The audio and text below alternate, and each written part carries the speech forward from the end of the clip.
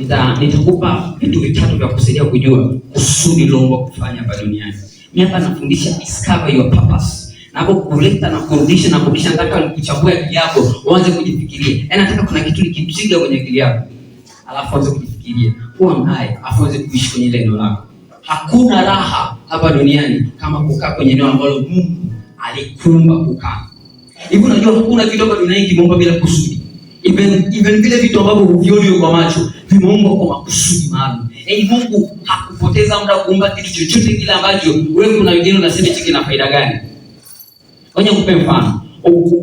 Hicho kitu ambacho umekikalia kwa sasa hivi ni kazi ya mti ambao Mungu aliumba. Kumbe ule mti uliumba ile ulitengenezwa na Mungu, alafu kaja kuprovide kitu ambacho umekalia. Kumbe Mungu asingetengeneza ule mti ya mti ungekuwa umekaa chini sasa hivi. Kumbe kila kitu amekifanya kwa makusudi yake.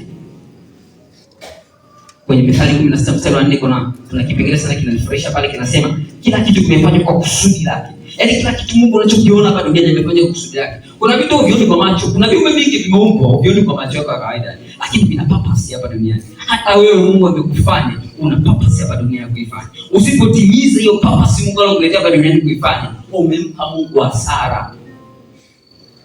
Unajua Mungu alikaa mbinguni akatulia hivi, akachungulia duniani akaona kuna changamoto katika eneo la biashara. Yaani watu wanapata shida katika eneo la biashara. Basi akiingia kazini, akiingia kwenye vyumba vyake vya udongo, akachukua udongo, akatoka